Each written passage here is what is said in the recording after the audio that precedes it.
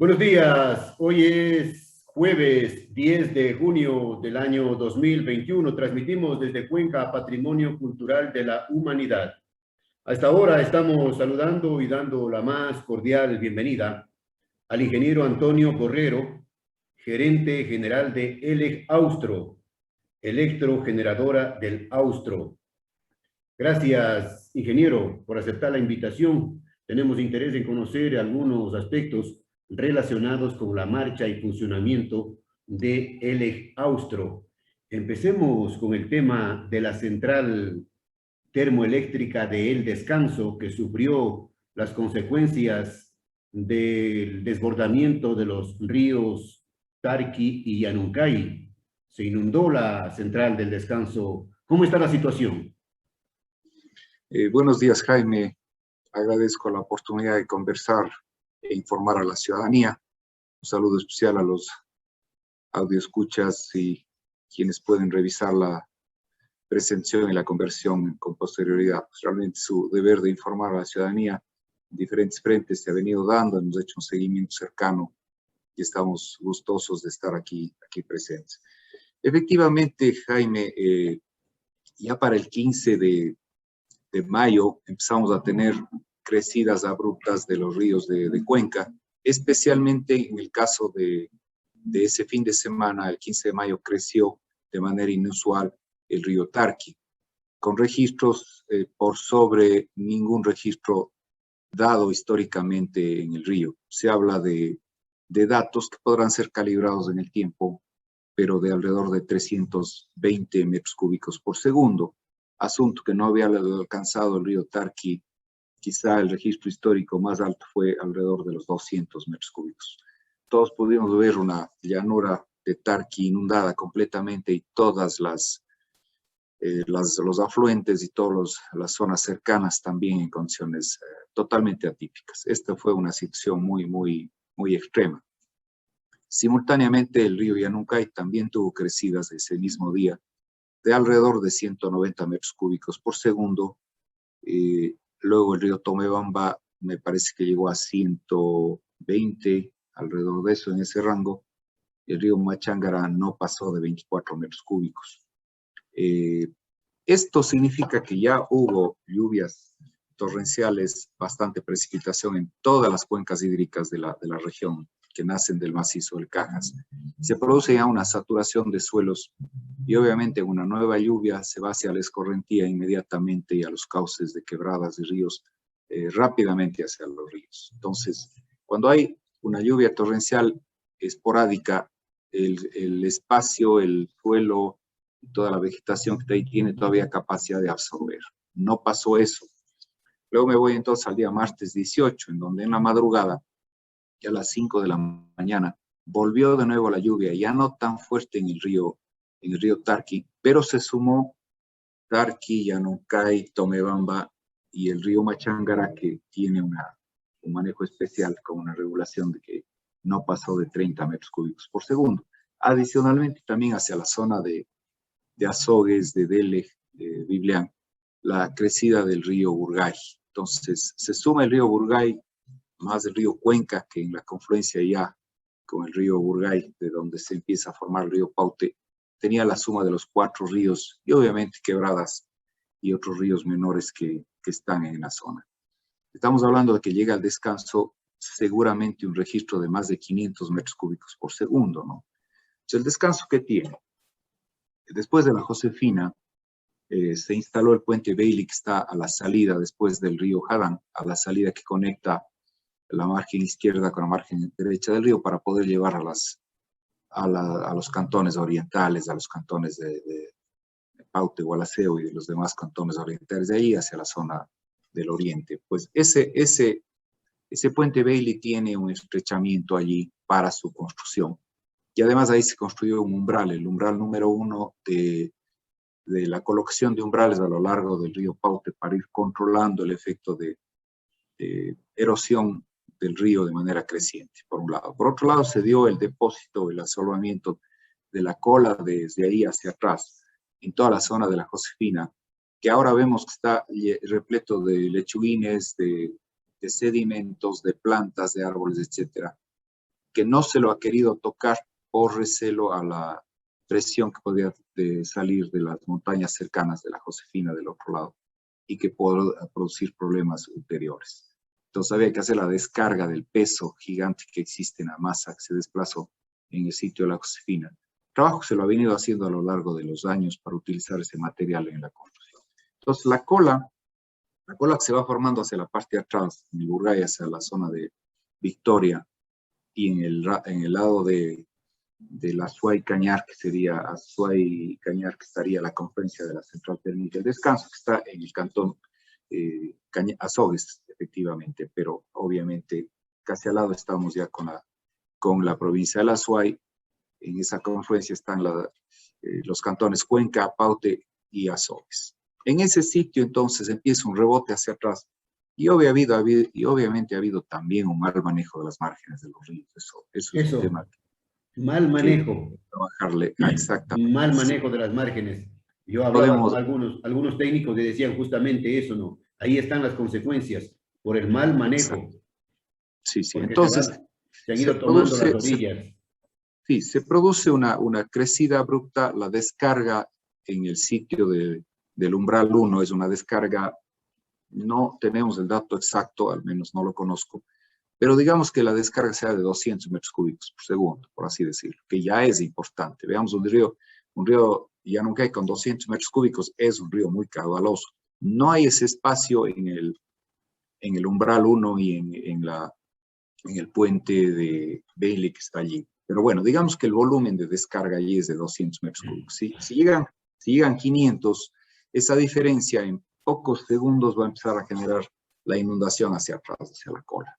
Son varios factores, Jaime. Realmente es un tema que debería considerárselo a nivel de apoyo gubernamental, donde varios de los ministerios de las instituciones y los actores privados, minería, etcétera, que también está influyendo, debe tomar acciones importantes. No deberíamos prepararnos para que el próximo invierno, porque todavía no ha terminado el invierno, todavía hemos tenido crecidas. Las peores crecidas del río Yanuncay fueron en junio del año 2007, perdón. Ahí se llevó 8 puentes el río Yanuncay. Entonces, todavía estamos en el límite de temporalidad de que pueden unos días más. Fue el 14 de junio del año 2007. Nos consta porque sufrimos de esas consecuencias y puede repetirse. Pero bueno, debemos empezar a trabajar desde ya de manera mancomunada para poder salir de este, aunque no se vuelva a repetir en el próximo abril, mayo, junio del próximo año, que seguramente va a haber algo parecido. Quizá no tan fuerte, los ciclos no son inmediatos, pero no sabemos. Entonces, eso, Jaime, como una información general. Ahora, ¿qué nos pasó allí? Claro. La inundación quedó la central bajo el agua. 2,20 metros bajo el agua. Los generadores quedaron bajo el agua.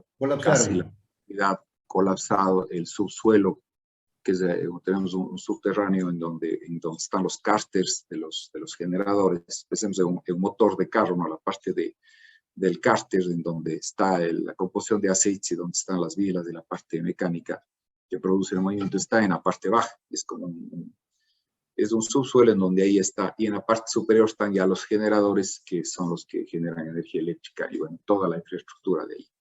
Nos ha causado un grave problema, estamos previendo tal vez de casi 5 meses para la restauración, con una participación de bastante técnicos y gente contratada en el tema de limpieza, y con todas las complicaciones que tiene. Vale la pena indicar que, si bien es cierto, una central térmica no está operando de manera permanente, pero el país tiene que tener reservas de centrales térmicas para épocas de estiaje.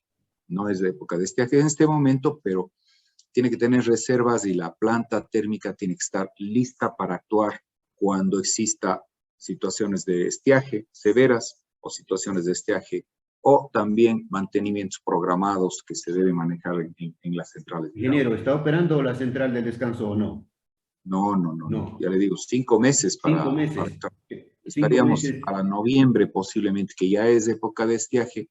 Debemos acelerar eso para que pueda soportar o ayudar con la generación térmica, que de seguro a partir de octubre el país lo va a necesitar, como todos los años. En 2020, noviembre, operamos con la central todo el mes. Los 4 generadores completos operaron durante un mes seguido. Y no es que no tengamos centrales hidroeléctricas, pero coincidencialmente ya en el mes de octubre, noviembre y diciembre, todas las cuencas hídricas, tanto orientales como las del Pacífico, están en un estiaje relativo. Si es una época estacional realmente más seca que lo normal, puede llevarnos a mayor generación térmica. Ventajosamente, el país en el tema eléctrico ha mantenido una seguridad, como se denomina, la posibilidad de entrega en cualquier momento, y esa seguridad se hace en función de una adecuada planificación durante el año de los recursos disponibles de energía y de potencia, que son 2 temas que hay que manejarlos con bastante cuidado, sí. Ingeniero, ¿cuánto le cuesta a El Gaustro lo que pasó en la central del descanso económicamente? La evaluación inicial tenemos bastante avanzado lo que hay que hacer, hay acciones que ya se están tomando, puede llegar a $1 millón, Jaime, en esta ocasión. Obviamente tenemos un seguro, el seguro tiene sus deducibles, tiene valores que descuenta, en fin, porque es siempre el manejo del seguro es las 2 partes sufren del riesgo, sufren del costo en definitiva, pero eso hay que trabajarlo durante el tiempo para que pueda ser recuperado con las compañías de seguros y los reaseguros internacionales que tenemos en todas las construcciones de seguros. La solución es nunca más dejar hacer, dejar pasar las cosas. Hay que tomar acciones comprometidas. De ahí me voy a ir más lejos. O sea, no es solamente solucionar un problema del cuello de botella o del nodo gordiano que está armado allí. No, tiene que ser un tema integral. Tiene que constituirse un compromiso de todos los actores que manejan desde las cuencas altas. Digamos que hay 3 niveles. Las cuencas altas tienen un manejo muy sensible. La zona de recarga tiene que ser respetada, tiene que ser cuidadosamente manejada. Luego la zona media, en donde hay actividades productivas, asentamientos poblacionales, etcétera, tiene que tenerse también un manejo limitado, restringido, sin abusos y invasiones hacia las zonas de cauces de cursos de agua. Y luego ya en la zona de la ciudad, también la ciudad tiene que prepararse para esta situación. Estamos promoviendo, conversando, hablando con instituciones, no hemos dejado el interés, o sea, no es porque ahora ya no llueve tanto, ya nos olvidamos del tema, lamentablemente suele pasar eso. Pero estamos presionando, estamos ejerciendo reuniones en los gremios profesionales, con la municipalidad, con la academia, con las instituciones que tienen que intervención allí. Es entonces una tarea conjunta, una obligación de todos. Obviamente. Por separado, pues somos débiles y no podemos hacer, pero en conjunto tenemos que tomar acciones. Cuenca tiene que prepararse hacia poder manejar las situaciones de vulnerabilidad que las tenemos, a la situación de cambios climáticos, que es un hecho, y el efecto que se está produciendo en los ríos, tanto en crecidas como en estiajes, Jaime, porque el tema no es simplemente, ya creció, tenemos mucha agua, tenemos 4 ríos maravillosos, disfrutemos de los ríos. Hay que saberlos respetar, hay que saberlos utilizar en el buen sentido. El agua es vida, pero tenemos que manejar cuidadosamente. Y en época de estiaje también nos ha tocado pasar, usted habrá visto y todos, los ríos secos, el río Tomebamba con las piedras al frente, que tiene otros impactos de temas salubridad y temas complicados de abastecimiento de agua para muchos ámbitos. Entonces, tiene que ser un plan integral y no son rápidos los temas, ni de acción, ni de construcción. También tiene que ir de la mano con la participación de ordenanzas, de controles, de un manejo adecuado en muchos de los ámbitos.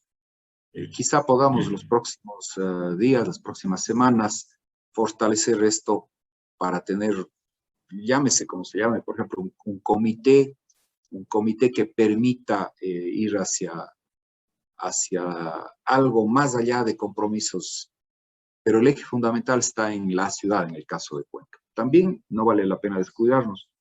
El río Burgay viene la parte alta de Biblián, atraviesa la ciudad de Azodes y también tiene problemas. Entonces, tenemos que trabajar con los ríos, respetarles, tenerles el adecuado manejo y control y y evitar las agresiones severas que se han cumplido. Y acabar con los compromisos políticos, ingeniero, con los compromisos políticos que a veces son negativos, ¿no? Y se pagan las consecuencias, dejar hacer, dejar pasar. Por supuesto, por supuesto. Estas cosas tienen que tomarse con seriedad, con firmeza.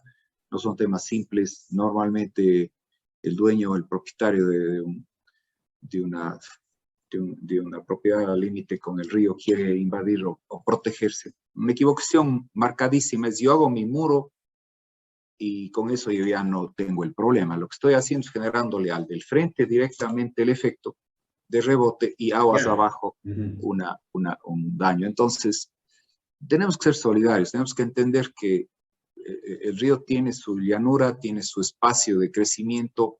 Muchos han dicho de manera poética. El río tiene sus orillas. El río tiene sus orillas. Sus orillas, no las nuestras, no. Y aunque la norma diga 30 metros, 50 metros de retiro, no se cumple. Ahí está el problema. Ese es el tema. Entonces, donde no se ha cumplido, estamos generando un grave daño ulterior a quienes están aguas abajo y a quienes están generalmente a los lados. Se produce una aceleración, como vimos, no sé si usted pudo ver cuando hubo crecidas, me parece que fue en el mes de abril, en Loja.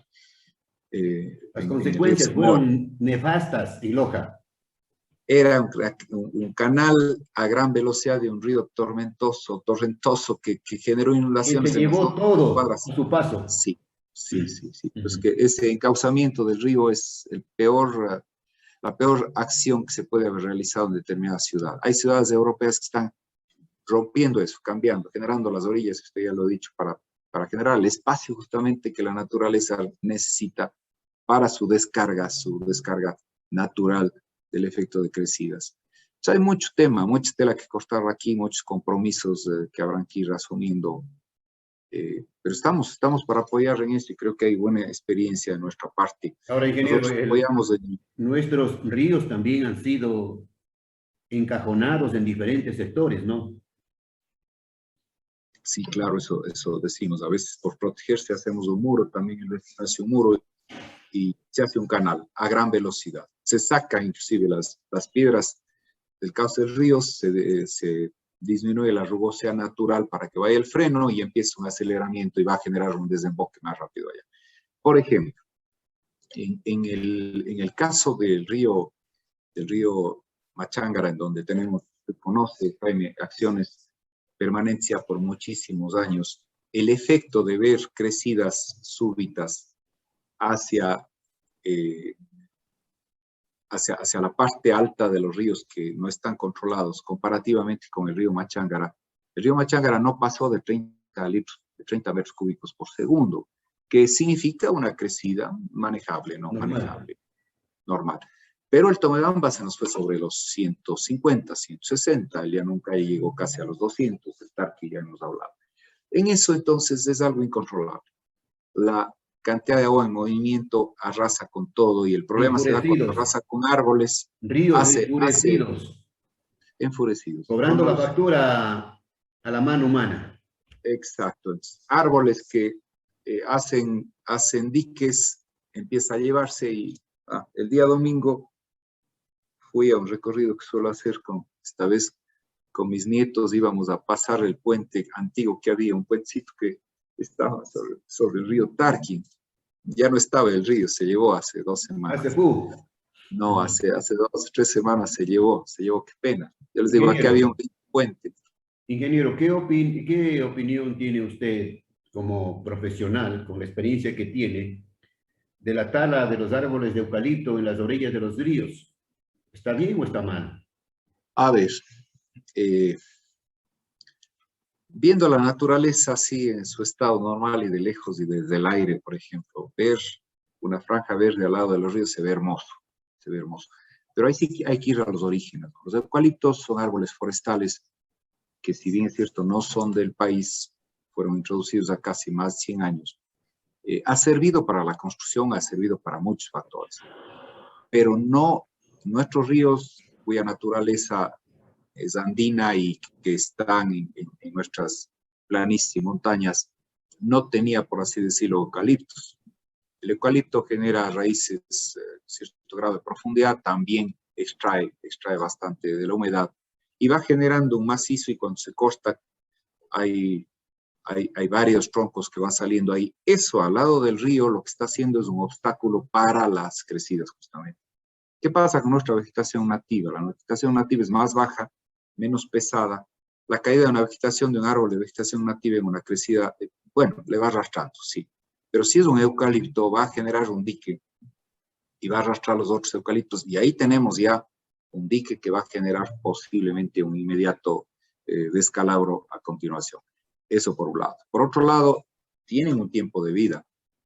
Tienen un tiempo de vida. El eucalipto, por decir 30 años, debería podarse y cosecharse porque son árboles forestales que estamos introduciendo en la zona de la ciudad. Entonces, ahí hay un conflicto de quitar materia verde. Debería hacérsele un reemplazo paulatino con vegetación nativa. Por ejemplo, vemos que en el trayecto desde el río Tomebamba en Cuenca, justo frente a mi oficina, no es que tenemos árboles de eucalipto gigantes allí, no sería ni estético ni lógico, ya no están. Sí hay zonas que todavía tienen.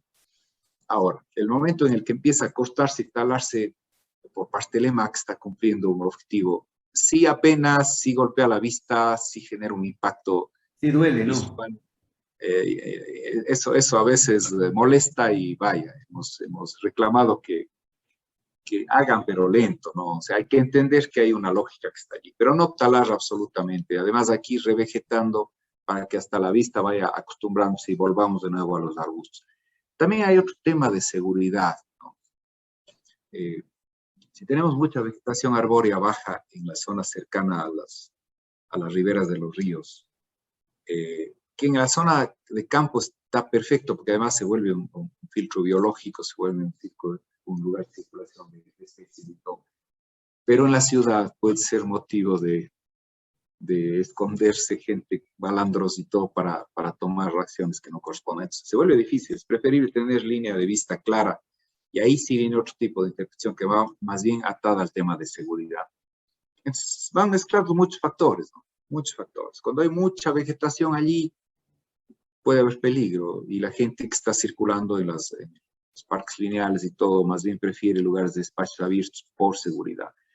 Entonces, hay tantos factores que deben ser considerados que no lo podemos Pero resolver más rápido. tiene que mantenerse un equilibrio siempre. Sí, Eso es lo ideal, un equilibrio. Sí, ni tanto ni cuanto, en definitiva. O sea, tengamos algunos árboles grandes, no vamos a quitar los eucaliptos que tienen su verdor, su hermosura, pero inclusive en el tema de intercambio de absorción de CO2, de emisiones de carbono, etcétera. El eucalipto tiene unas etapas. En etapa inicial, cuando está con las hojas de un azulado, verde azulado, ahí sí hay un buen intercambio, pero está en una etapa temprana. Ya cuando son árboles grandes, no son ni siquiera hospederos de helechos, porque la forma de la cáscara de la corteza del eucalipto. Usted verá que cuando se para ahí no ve que está lleno de, si nos vamos a una vegetación nativa, está lleno de musgos, de helechos, de absorción, permite que se posen aves, permite una serie de temas de intercambio. El eucalipto no, es más bien agreste en relación a esto y no es que ayuda. En la etapa inicial sí hace, pero deberíamos tener eucaliptos de 2, 3 años en donde cuando pasan a ser de color verde ya deberíamos podarles para bajar el nivel de altura. Bueno, yo le hice esa pregunta, ingeniero, del tema de la tala de los eucaliptos, porque hay gente que está molesta con el municipio, con la administración municipal, con el proyecto de la construcción de la Avenida del Migrante y a la altura del cuartel Cayambe, Río Machángara, tienen el proyecto de talar más de 2.300 árboles para dar paso a la avenida. Bueno, como le dije, el impacto visual, el amor a la naturaleza y toda la cuestión hace que no quisiéramos que se dé eso. Por otro lado, hay la presión urbana que pide áreas de circulación, mejores vías, etcétera, etcétera, ¿no? Entonces, y también la parte técnica del ámbito forestal o más bien de espacios públicos en donde recomienda un tipo de vegetación o tipo de árboles o tipo de arbustos. Entonces, Yendo a la parte técnica y fría, debería tener árboles de tamaño menor, de origen nativo de la serranía nuestra, y no eucaliptos, ni pinos, ni cipreses, que son plantas introducidas, ¿no? Que ya si la planta está ahí, retirarle rápidamente. Hemos hecho nosotros retiros, quizá cuando visitamos con usted no se habrá dado cuenta, pero ya se van haciendo raleos, se va regresando al estado natural. Inclusive hemos tenido en nuestras centrales caídas de árboles de pino, árboles de eucalipto que ponen en riesgo las instalaciones. Entonces vamos cuidadosamente separando, raleando y volviendo a la vegetación nativa, que es mucho más ambiental y permite una mejor vida silvestre e invita a que vaya la vida silvestre, vaya fauna, flora y fauna a esos sitios. Fíjese que es un cambio porque no quiere decir que el eucalipto no sea útil, porque ha sido el sostén de la construcción durante muchos años. Los países que no tienen árboles de estas características, pues, ¿qué es lo que hacen? Tienen que o importar materia prima o construir todo con hormigón. Nosotros tenemos nuestros pisos de madera, las casas de la ciudad y todo. Todos hemos construido utilizando lo que está a la mano y ha sido una fuente importante de materia prima para las construcciones. Entonces, hay que poner en la balanza, como bien lo dijo usted. Ingeniero, una última inquietud. Volviendo al tema de la central del descanso,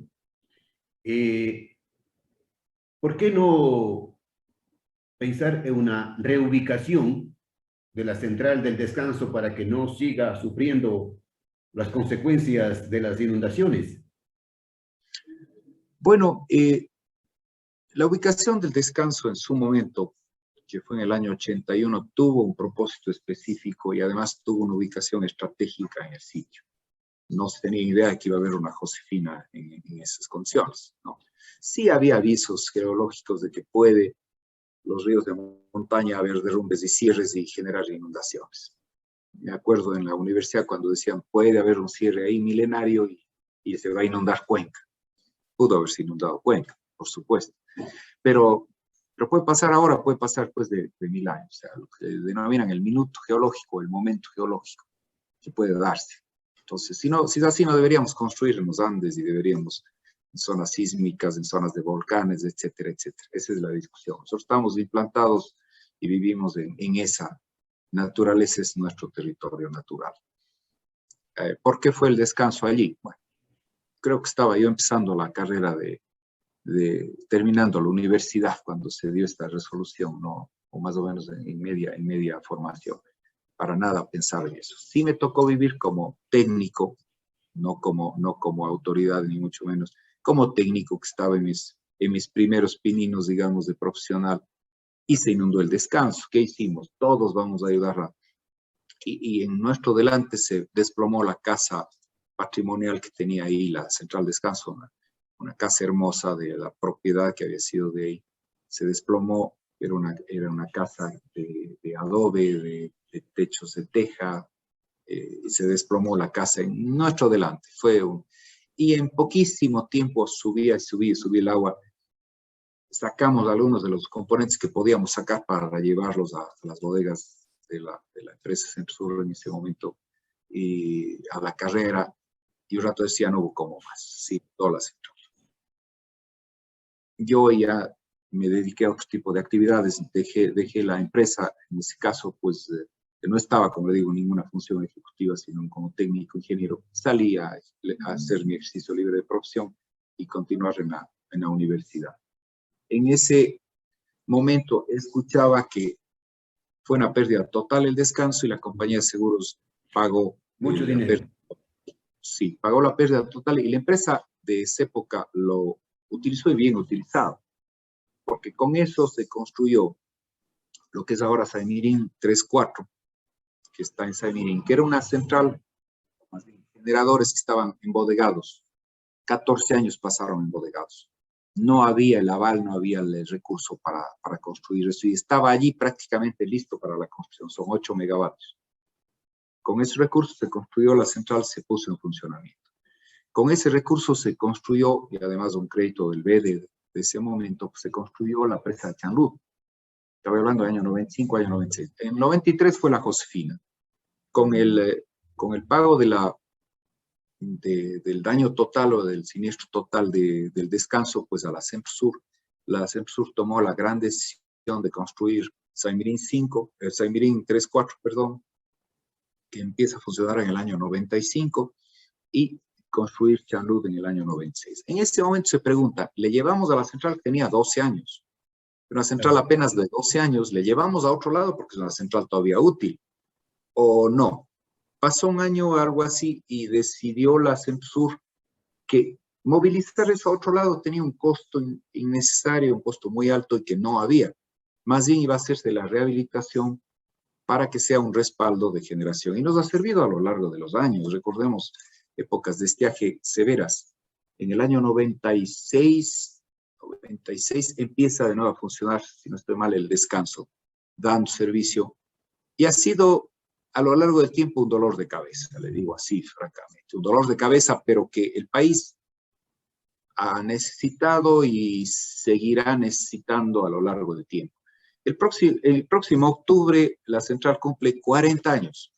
Una central térmica de 40 años supone que ya o se remodela o se cambia la tecnología, además utilizando tecnología de muchos años antes. No es que tenga 40 años, es tecnología de los años 50, 60 posiblemente, 50. Entonces, no es de lo más... Nosotros le hemos hecho cambios para volverla eficiente, pero está en el lugar menos indicado.